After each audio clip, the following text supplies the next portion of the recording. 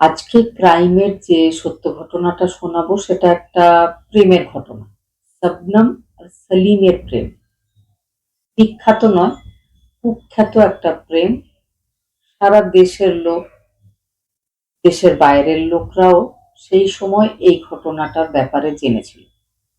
2008 সালের 14 আর 15 এপ্রিলের মাঝখানের যে রাত, গভীর রাত্রে ঘটেছিল একটা ঘটনা। ঘটনাটা ছিল উত্তরপ্রদেশের আমরোহা ডিস্ট্রিক্টের বাওয়ানখেড়ি নামের একটা গ্রাম। গ্রামের সবথেকে শিক্ষিত, ধনী, সম্ভ্রান্ত পরিবার শওকত আলীর পরিবার। তিনি ছিলেন একটা কলেজের লেকচারার। 55 বছর তার বয়স। তার স্ত্রীর নাম হাশমি, তার বয়স 50। তার বড় ছেলে একজন এমটেক করা ইঞ্জিনিয়ার, নাম ছিল আনিস আলী, বয়স ছিল 35 বছর। তার স্ত্রী, সেও একজন এমএ পাশ করা মহিলা, বয়স 30 বছর, নাম ছিল অঞ্জু। এই বাড়ির ছোট ছেলে এমবিএ করার পর একটা ভালো কোম্পানিতে কাজ করছিল। আর বড় ছেলের একটা 10 মাসের বাচ্চা, নাম তার আর্শ। ওই বাড়ির মেজো মেয়ে, বড় ছেলে, তারপরে মেজো মেয়ে, তারপর ছোট ছেলে। 3 ভাই বোন ছিল ওই ফ্যামিলি। ওই বাড়ির মেজো মেয়ে, যার নাম শবনম, তাকে নিয়েই আজকের এই ঘটনা। শবনমও কিন্তু ডাবল এমএ, সে ইংলিশে আর জিওগ্রাফিতে এমএ করেছিল। তারপরে শিক্ষা মিত্র হিসাবে একটা সরকারি স্কুলে সে শিক্ষকতা করছিল। যে রাত্রে ঘটনাটা ঘটেছে, তার আগেই বলে রাখি যে গ্রামের এক প্রান্তে তাদের বাড়ি।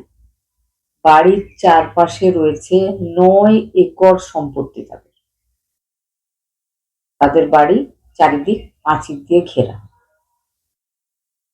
আশেপাশের লোকজনরা গভীর রাত্রে কান্নার চিৎকারের আওয়াজ পায়। বাড়ি সবার একটু দূরে দূরে। তখন তারা মনে হয় যে কারোর হয়তো সাহায্যের দরকার, বেশ কিছু প্রতিবেশী জড়ো হয়েছিল, এসেছিল তাদের বাড়ির দিকে। তখন তারা বুঝতে পেরেছিল যে ওই বাড়ির মেয়ে শবনম চিৎকার করে কাঁদছে। তারা সবাই ভেতরে ঢুকেছিল। ঢুকেই সামনে যে ব্যাপারটা তারা দেখেছিল, দেখে সবাই অবাক হয়ে যায়, চমকে ওঠে। তারা দেখেছিল ওই বাড়ির শবনমের বাবা, 55 বছর বয়সী শওকত আলী, রক্তাক্ত অবস্থায় পড়ে রয়েছে নিজের বিছানাতে। অন্যান্য ঘরগুলোতে যখন দেখা হয়, তখন দেখা যায় যে ওই বাড়িতে ওই রাতে 8 জন মানুষ ছিল, সবাই ফ্যামিলির। আরো একজন ছিল শবনমের মাসতুতো বোন, 22 বছর বয়সী রাবিয়া। সে তাদের বাড়িতে ছুটি কাটাতে এসেছিল। সব্বাইকে মৃত, রক্তাক্ত অবস্থায় পড়ে থাকতে দেখা যায়। এমনকি 10 মাসের ছোট বাচ্চা, সেও আর বেঁচে ছিল না। ব্যাপারটা দেখার পর পুলিশ স্টেশনে খবর দেওয়া হয়েছিল। পুলিশ চলে আসে, ইনভেস্টিগেশন শুরু করে। শবনমের অবস্থা এতটাই খারাপ ছিল, সে এত কান্নাকাটি করছিল যে কারোর কোনো প্রশ্নের উত্তর দেওয়ার মতো অবস্থায় সে ছিল না। কিন্তু শেষ পর্যন্ত জিজ্ঞাসাবাদের পর পুলিশ যেটা শবনমের কাছে জানতে পেরেছিল যে রাত্রেবেলায় লুটপাট করার উদ্দেশ্যে ডাকাতের দল এসেছিল। শবনম কিন্তু কিছু লোকজনকে তাদের বাড়ির ভেতরে কুড়ুল হাতে ঘোরাঘুরি করতেও দেখেছিল। শবনমকে জিজ্ঞেস করা হয় যে ডাকাতরা এলো, সবাইকে মেরে ফেললো, শবনমকে মারলো না কেন? শবনম বলে, এপ্রিল মাসের রাত্রিবেলা, গরমকাল, শবনম উপরে ঘুমাচ্ছিল, যার জন্য তার দিকে কারোর নজর পড়েনি। তবে সে যখন নিচে নেমে এসেছিল, তখন সে এই ঘটনা দেখতে পেয়েছিল। রাত্রেবেলায় সে একটু আওয়াজ পেয়েছিল, সেই আওয়াজেই সে নিচে নেমে আসছিল, তখন সেই ঘটনা দেখেছিল।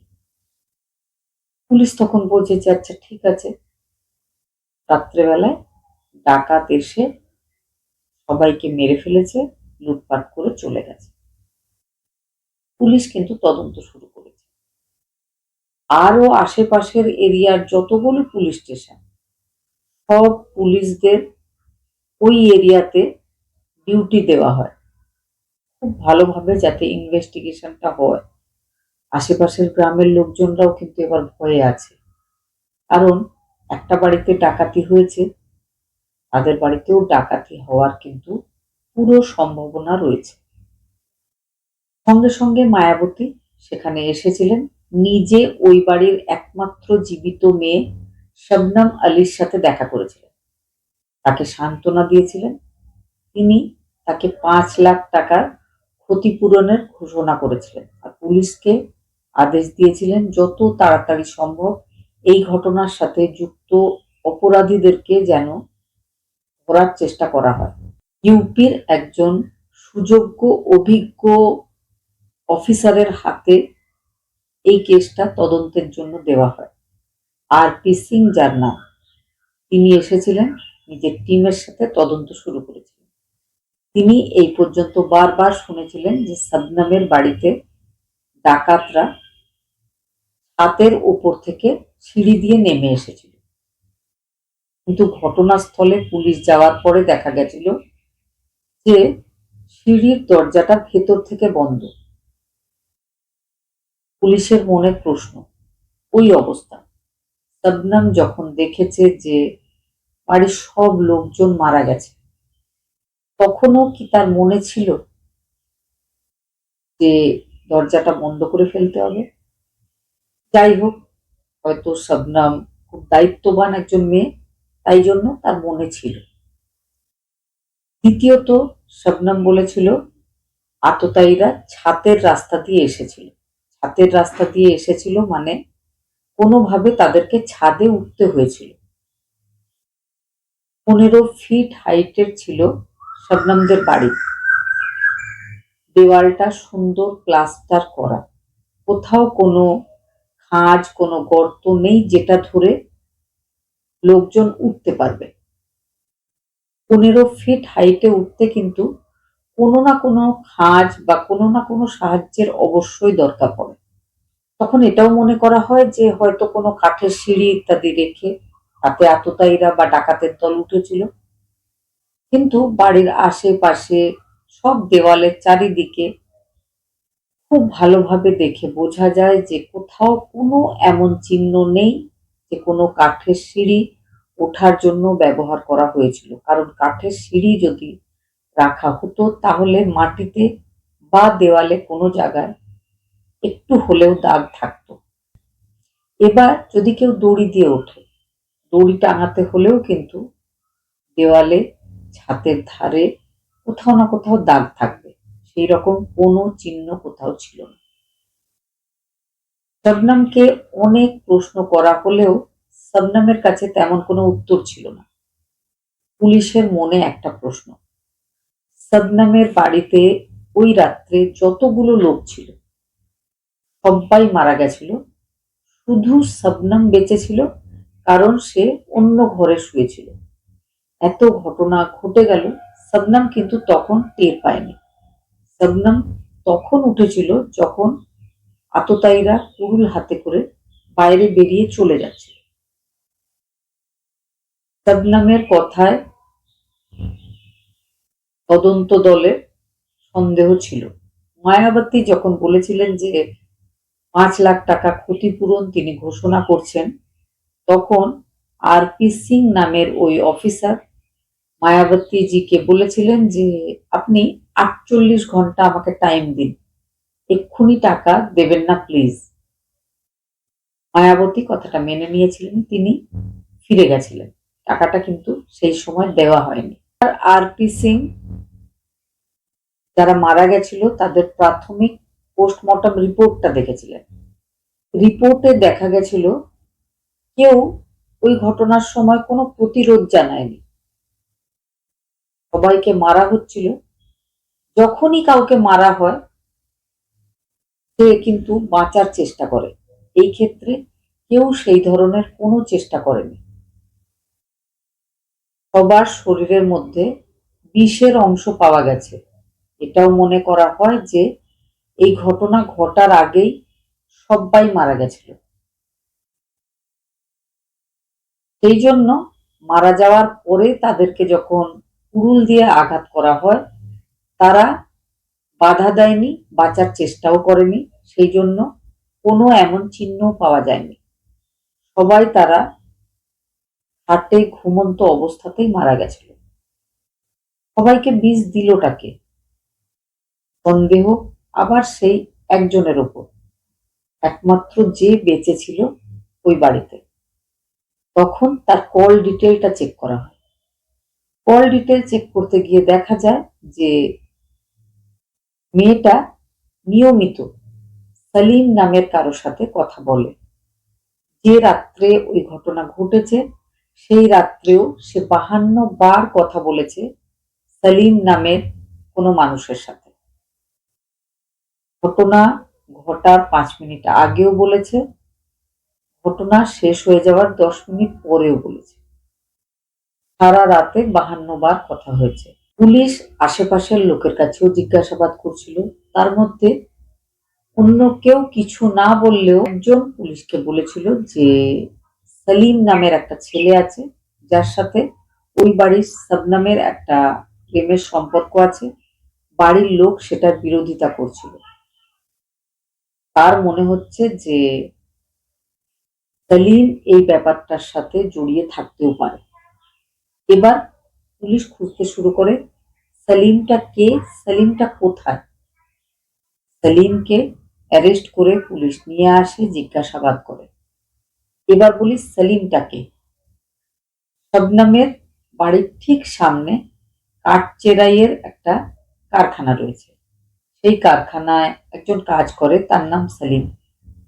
সালিম অন্য কোনো এরিয়ার মানুষ, ওই এরিয়াতে কর্মসূত্রে এসে থাকে।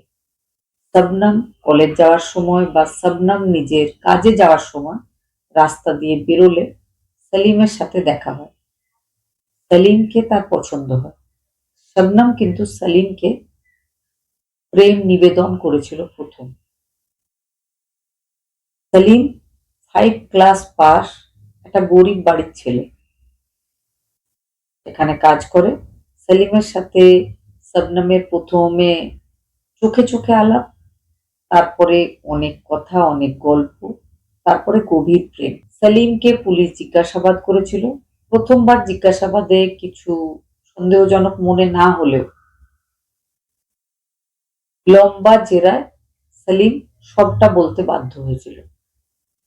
সে বলেছিল শবনম তার সাথে বিয়ে করতে চায়, সেও চায়, কিন্তু বাড়ির লোকজন বাধা দিচ্ছিল, কোনোভাবেই বিয়ে হবে না বলেছিল। সেই জন্য সালিম আর শবনম দুজনে মিলে প্ল্যানিং করেছিল বাড়ির সব লোকজনকে মেরে ফেলতে হবে। সালিম শবনমকে বিষ কিনে এনে দিয়েছিল। বিষটা কিন্তু বেশ কিছুদিন আগেই কিনে এনে দেওয়া হয়েছিল। পরে ঠিক হয়েছিল যে 14 আর 15 এপ্রিল মাঝখানের রাত্রে ঘটনাটা ঘটানো হবে। পরে শবনমকে অ্যারেস্ট করে যখন জিজ্ঞাসাবাদ হয়, শবনম কিন্তু খুব ঘুরিয়ে পেঁচিয়ে উত্তর দিচ্ছিল। সে বারবার বলছিল সে তো সালিম নামের কাউকে চেনেই না। পরে যখন তার কল ডিটেল দেখানো হয় যে সে সারা রাতে 52 বার আর ওই মাসে 900 বার কথা বলেছিল সালিমের সাথে, তখন শবনম মাথা নিচু করে ফেলে। অন্যদিকে তাদের দুজনকে একসাথে সামনাসামনি বসিয়ে যখন জেরা করা হয়, সালিম কিন্তু শবনমকে বলেছিল যে আর বাঁচা যাবে না, আমি সব বলে দিয়েছি, তুমিও বলে দাও। তখন চিৎকার করে কাঁদতে শুরু করে শবনম। সে বলে তার ভুল হয়ে গেছে, সে এখন বুঝতে পারছে। যাই হোক, এখন ভুল বুঝে আর কোনো উপায় তো ছিল না। সে যে ঘটনাটা পুলিশকে জানিয়েছিল সেটা হচ্ছে সে শিক্ষিত সম্ভ্রান্ত পরিবারের মেয়ে, তার ভালো লেগেছিল সালিমকে, প্রেম হয়ে গেছিল, গভীর প্রেম। বাবার সাথে দাদার সাথে কথা বলেছিল, তারা এক কথায় জানিয়ে দিয়েছিল এই বিয়ে হবে না। শবনম সেলিমকে বলেছিল যে কি করা যায়। সেলিম বলেছিল চলো পালিয়ে যাই, আমার যেখানে বাড়ি আছে সেখানে আমি আর তুমি গিয়ে সংসার শুরু করব, আমি কোনো কাজ করব, তুমিও কাজ করো। কিন্তু এই এরিয়াতে শবনম একটা চাকরি করছে সরকারি স্কুলে। অন্যদিকে শবনমের এত সম্পত্তি, বাবার অগাধ সম্পত্তি। শবনমের লোভ হয় যে না, এইভাবে ছেড়ে যাওয়া যাবে না, তার থেকে ভালো হবে এদের সবাইকে শেষ করে আমি এই বাড়িতে থাকবো, সঙ্গে থাকবে তুমি। ব্যাস, তারপরে যেমন প্ল্যান তেমন কাজ। সেলিম নিয়ে আসে বিষ, শবনম রেখে দেয়। যেদিন ওই ঘটনা ঘটাবে বলে তারা দুজনে ঠিক করেছিল, সেদিন শবনমের বড় দাদা, ছোট ভাই দুজনে কিন্তু ওই এরিয়াতে ছিল না। শবনম কল করে তাদেরকে বলেছিল যে তোমরা আজকে রাত্রে বাড়ি চলে এসো, আমরা একসাথে সবাই ডিনার করব। এটাই সে করেও ছিল। সে আর তার মাস্তুতো বোন তাদের বাড়িতে বেড়াতে এসেছিল। দুজনে মিলে ভালো ভালো রান্না বান্না করে, রাত্রেবেলার ডিনার সবাই একসাথে বসে করে। করার পরে শবনম জিজ্ঞেস করে যে তোমরা কি কেউ চা খেতে চাও? সবাই এক কথায় বলে যে চলো চা খাবো আর গল্প হবে। তো শবনম আবার চা বানাতে যায়, চায়ের মধ্যে সেই বিষ মিশিয়ে দেওয়া হয়। শবনম এসে বাড়ির সবাইকে সার্ভ করেছিল চা, সবাই খেয়েছিল। খেয়েই সবার শরীরটা খারাপ হতে শুরু করে, যে যার নিজের নিজের বিছানায় গিয়ে শুয়ে পড়ে। সবার মনে হয়েছিল খুব রিচ খাবার দাবার খাওয়ার পরে হয়তো শরীরটা খারাপ লাগছে, সম্ভবত ঘুমের মধ্যেই তারা মারা গেছিল। গভীর রাতে শবনম ডেকে নিয়েছিল সেলিমকে। সেলিম গেট দিয়ে ঢুকেছিল, সঙ্গে কুড়ুল নিয়ে এসেছিল। সেই কুড়ুল দিয়ে পরপর সবাইকে আঘাত করে শেষ করেছিল সেলিম। কেউ প্রতিরোধ করেনি, কারণ অলরেডি সবাই মারা গেছে। তারপরে সেলিম নিজের সেই কুড়ুল নিয়ে আবারও বাড়ি থেকে বেরিয়ে চলে গেছিল। 10 মিনিট পরেই শবনম আবারও কল করে সেলিমকে। কল করে সে বলেছিল যে 10 মাসের যে ভাইপো, বড় দাদার ছেলে আর সে তো এখনো বেঁচে আছে। সেলিম বলেছিল আর আমি ফিরে যেতে পারবো না, এবার যেটা করার তুমি করো। শবনম নিজের ছোট্ট 10 মাসের ভাইপোর মুখে নাকে হাত চাপা দিয়ে শ্বাস রোধ করে তাকে মেরে ফেলেছিল। তারপরে কান্নাকাটি করার অভিনয় করেছিল, লোকজন জড়ো হয়েছিল। তারপরের ঘটনা কিন্তু আমি আগেই বলেছি। শবনমকে নিয়ে যাওয়া হয় জেলে, সেলিমকেও নিয়ে যাওয়া হয় জেলে। সেলিমের শবনমের দুজনের মেডিকেল যখন করানো হয়, বোঝা যায় যে শবনম 2 মাসের গর্ভবতী। শবনম গর্ভবতী হয়েছিল বলেও এই ঘটনাটা যত তাড়াতাড়ি সম্ভব ঘটিয়ে ফেলেছিল। তারপরে কেস চলে। কেসটাকে rarest of the rare case আখ্যা দেওয়া হয়। Lower court, high court, supreme court, 3 জায়গা থেকেই শবনম আর সেলিমের ফাঁসির অর্ডার হয়। শবনম প্রথম এক ভারতীয় মহিলা যাকে সুপ্রিম কোর্ট থেকে ফাঁসির আদেশ দেওয়া হয়েছিল। তবে এখনো শবনমের ফাঁসি হয়নি। শবনমের ফাঁসি হওয়ার কথা ছিল 2021 সালে। সেই সময় প্রণব মুখার্জি আমাদের রাষ্ট্রপতি ছিলেন। রাষ্ট্রপতির কাছে শবনম আবেদন জানিয়েছিল, ক্ষমা ভিক্ষা চেয়েছিল। রাষ্ট্রপতিও কিন্তু ক্ষমা করেননি, ফাঁসির অর্ডারটাই বহাল ছিল। কিছুটা পিছিয়ে গেলে শবনমের ওই জেলে থাকাকালীন ছেলে হয়েছিল। ছেলেকে খুব আদর করে শবনম সবসময় নিজের সাথেই রাখত। কিন্তু জেলেরও একটা নিয়ম আছে, একজন নির্দোষ বাচ্চা অকারণে মায়ের কাছে সারা জীবন জেলে থাকতে পারে না। বছর হওয়ার পর বলা হয় শবনমের যদি কোনো আত্মীয় থাকে তারা যেন এই বাচ্চাটাকে নিয়ে যায়, না হলে কিন্তু কোনো অনাথ আশ্রমে বাচ্চাটাকে পাঠিয়ে দেওয়া হবে। শবনমের কোনো আত্মীয় স্বজন রাজি হয়নি, শবনমের কাছে বাচ্চাটাকে নিতেও আসেনি। শবনমের একজন বন্ধু কলেজ লাইফে শবনমের সাথে পড়তো, যে একজন রিপোর্টার, ইউটিউবে তার লাখ লাখ ফলোয়ার রয়েছে, নাম উসমান সৈফি। সে বারবার শবনমের কাছে এসেছিল, অনেক চেষ্টা করার পর সে শবনমকে বোঝাতে পেরেছিল যে সে শবনমের ছেলেকে দত্তক নিতে চায়।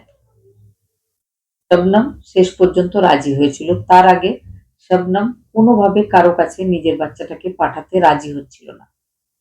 উসমান সৈফির ব্যাপারে যদি বলি, উসমান বন্ধু ছিল শবনমের, খুব সম্মান করত তাকে। সম্মান করার আরো একটা কারণ হচ্ছে শবনম কলেজ লাইফে সবাইকে খুব হেল্প করত। কারোর ফিস দিতে অসুবিধা হলে শবনম নিজে গিয়ে টাকা দিয়ে দিত। উসমান সৈফি পড়াশোনা করছিল, তার বাড়ির অবস্থা খারাপ ছিল, মাঝে মধ্যেই শবনম তাকে আর্থিক সাহায্য করেছে, তার ফিস দিয়েছে বেশ কয়েকবার, যার জন্য সে পড়াশোনা করে আজকে রোজগার করার উপযুক্ত হয়েছে বলে তার মনে হয়। সে বলেছে সে যে শবনমকে চেনে, সে কখনো কোনো খারাপ কাজ করেনি, এই জন্য শবনমের ছেলেকে সে দত্তক নিয়েছিল। তার কাছেই রয়েছে শবনমের ছেলে। শবনমের ছেলেও জানে শবনমের ব্যাপারে সমস্ত কথা। শবনমের ছেলেও কিন্তু রাষ্ট্রপতির কাছে চিঠি লিখেছিল, ক্ষমা ভিক্ষা চেয়েছিল নিজের মায়ের জন্য। শবনম একটা শর্ত করেছিল নিজের বন্ধুর কাছে, উসমান সৈফিকে। সে বলেছিল যে আমার ছেলের নামটা চেঞ্জ করে দিতে হবে, আর আমার ছেলেকে কখনো আমার গ্রামে, আমি যেখানে এই ঘটনা ঘটেছিল সেখানে নিয়ে যাওয়া যাবে না, কারণ সেখানকার লোকজন হয়তো আমার দোষের শাস্তি রাগ করে আমার ছেলেকে দিতে পারে। আমার ছেলেকে খুব ভালোভাবে ভালো মানুষ তৈরি করো, অনেক পড়াশোনা করিও।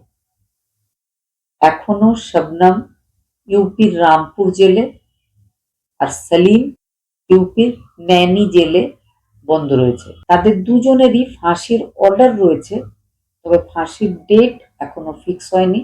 সত্যি সত্যি তাদের ফাঁসি হবে কিনা সেই বিষয়ে সন্দেহ রয়েছে। ঘটনাটা শোনার পর কি মনে হয়েছে অবশ্যই কমেন্ট করে জানাবেন।